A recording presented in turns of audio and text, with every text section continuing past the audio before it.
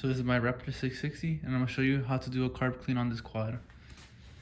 So I'm gonna show you that it's having a rough time starting and doesn't start at all.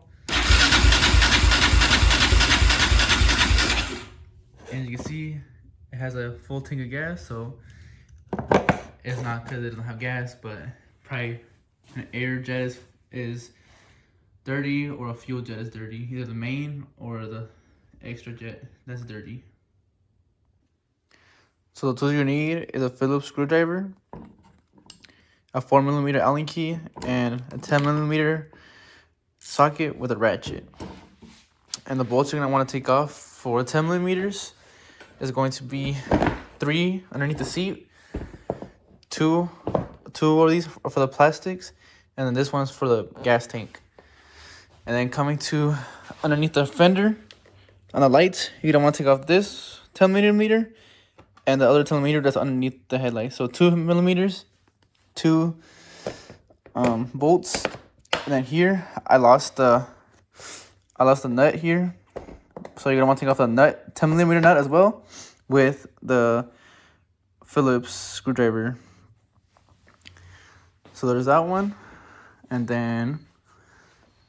there's gonna be 2 4mm Allen key sockets you're gonna need to use, and then there's gonna be one last 10mm bolt underneath here, and you can just pull it out at one piece.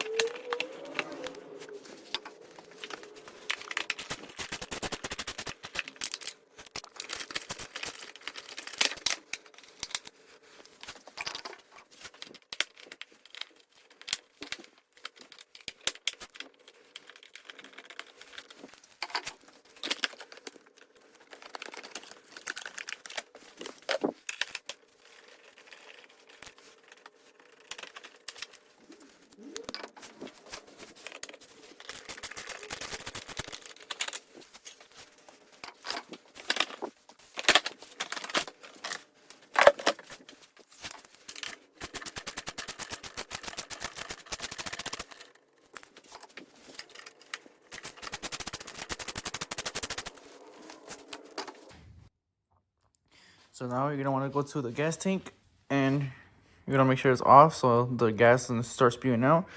And you're gonna want to take a screwdriver and pry it between the exit of the gas tank and the hose to the carburetor.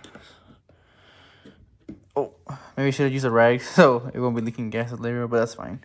It's not a lot anyways. Now that you're taking off the 3 bolts that are off the gas tank, now you can be able to pull it out.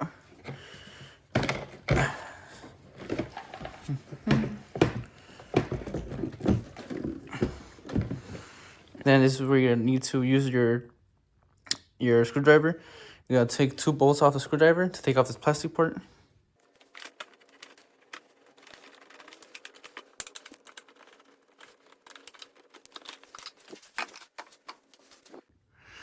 Now to take off your carburetor, you're gonna want to use a 3mm Allen key and a very long Phillips screwdriver.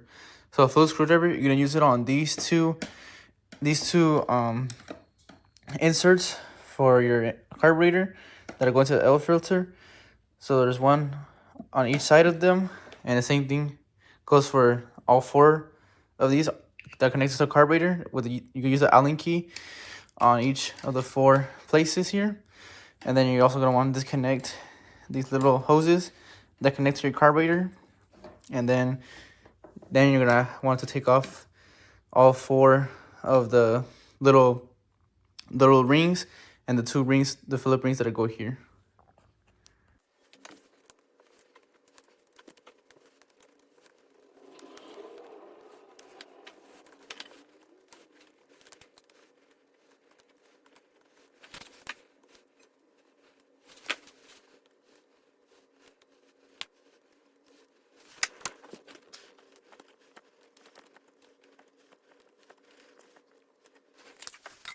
So this is the ring I'm talking about right here.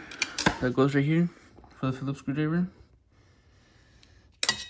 You're gonna want to untighten this ring right here that goes underneath both sides of the carburetor.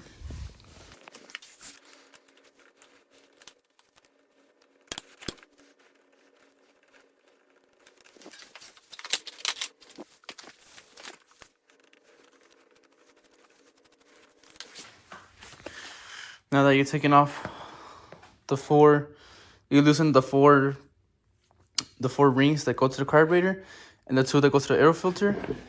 You're gonna want to push back your air box a little bit, give it more room, and you can see it already disconnected from itself. So now you have a carburetor loose. Now you're gonna want to disconnect. You're gonna want to disconnect your choke and your throttle cable. So to take off the throttle cable and the choke cable, you don't need a 12 millimeter to take off your choke, and then you're gonna want to have two 8 millimeters to hold to take off the throttle cable. So you're gonna have one holding this little nut here, and you're gonna have the other one holding onto the main locking one.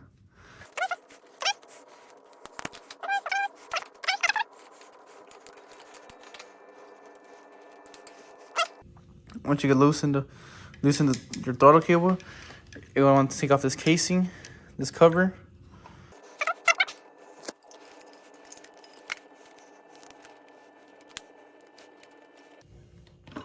After taking the cover off, it's easy to take off this little brass plug that goes here on the cable.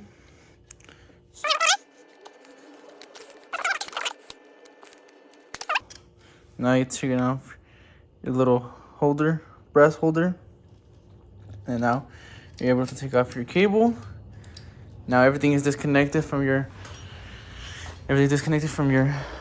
carburetor. Now you're able to take it out. So give it a little snug. You might as well take these out so they'll be out the way. You have more space. Then you push it down and then up, and then boom. Now you have your carburetor. Now I want to have your carburetor. Now you're gonna want to take off these four Phillips bolts on each of the bolts, and be very careful with these bolts because they tend, if you don't have it like the perfect screwdriver or you don't have enough force on it, you can strip the bolts and it'll be very hard to take out. So be very careful when taking these out. But after you taking them out, you should have a bowl, and you see it's not that dirty, so it might be this other bowl that's dirty and causing it to not turn on right. So we're just going to clean all the jets in the bowl. So you're gonna want to take off your main jet here, which is an 8 millimeter. Go. You can take it off by hand.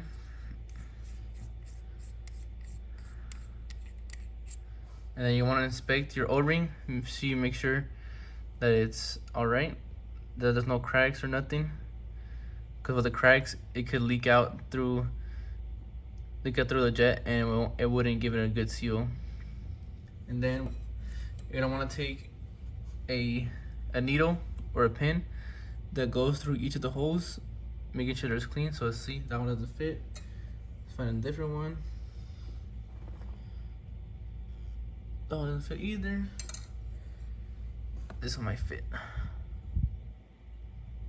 There you go. Just find a needle that fits, and it goes through these holes. Make sure they're cleaned. Make sure there's no debris stuck inside of there. After you use a needle, I'll go ahead and use some carb cleaner and just brush it out to clean it out. Make sure, I'll show you how it's cleaned. So you'll see, you'll shoot out the other side.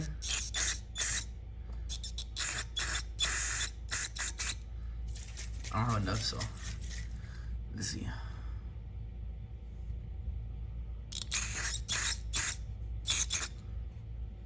you go. Now it's clean.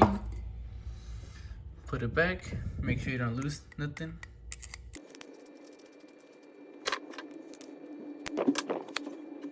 Then with a screwdriver, you want to take out the pilot jet.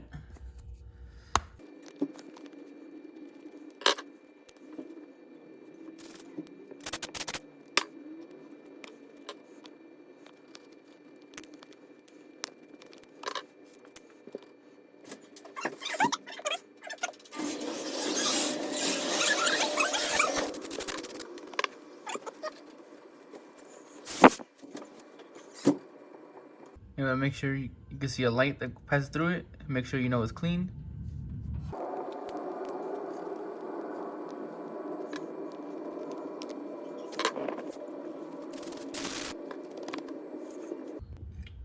Then I'll use a little WD-40 to coat the O-ring in oil to make sure it doesn't crack.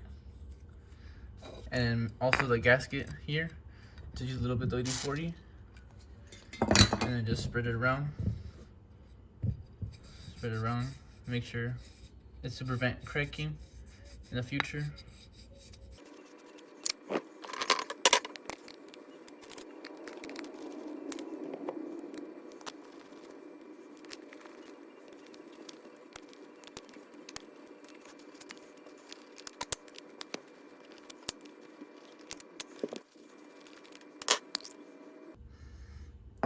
And you can see the difference between this bowl compared to this bowl is that it doesn't have the secondary jet that this one does have. So I guess just one less thing to clean.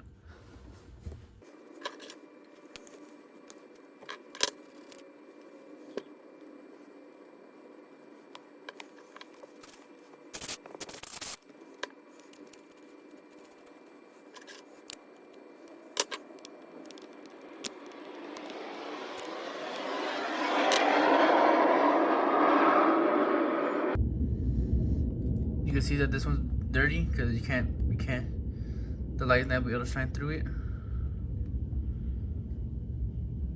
Very small, but I'll show you what it looks like after it's cleaned.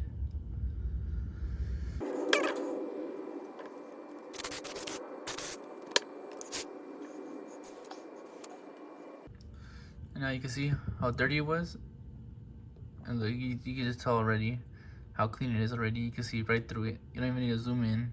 You can just see right through it. I mean, with that, any little thing with these carburetors, any little thing of debris can just ruin your whole ride.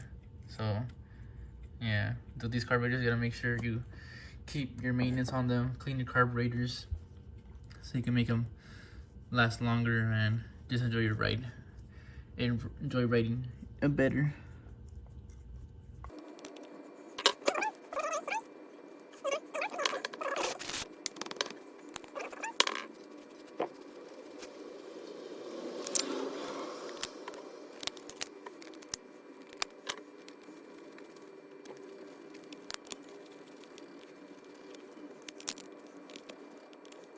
Alright, now that you have your carburetor clean, now it's time to put it back on your quad. Before I was put it on, I was just messing around with it with little diaphragms, or I don't know what they're called, but this one's straight as you can see, but this one comes out wholly, so gotta take a look at it, see what's going on in there.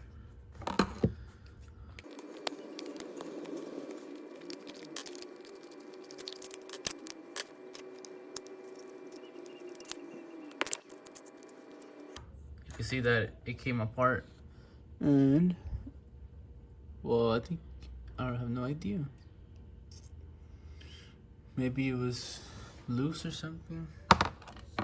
Might have to check out the other side and see what that looks like, because I think it looks the same to me. I don't think it was just popped in right. Let's see. There you go. So yeah, it was popped out.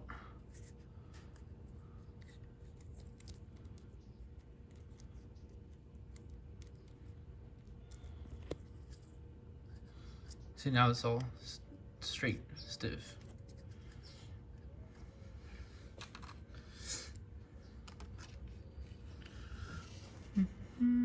Make sure nothing's out of the ordinary, make sure nothing's messed up. Just slide it back in.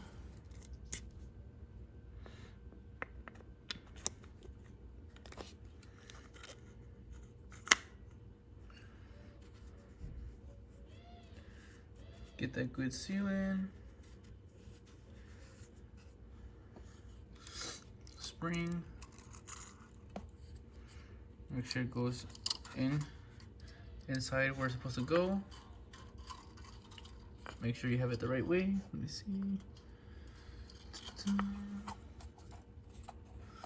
There we go. Make sure these two are aligned. That's where they go.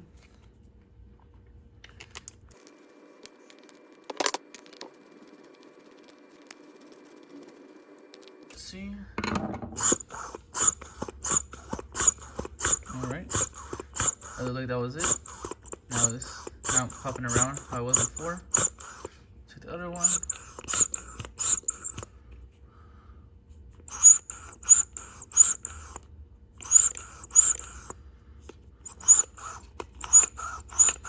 Alright. I mean, yeah, with these carburetors, I mean, you don't know what's wrong with them until you crack them open. So, good thing I found that, because that would still make the carburetor run rough and the engine not being at its full potential. So, good thing we checked that out.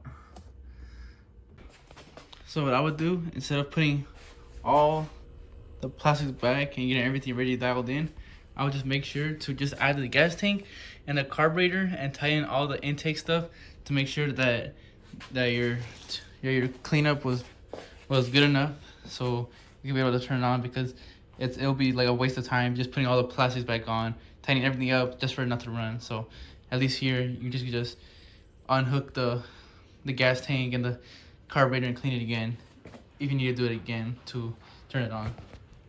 So let's see.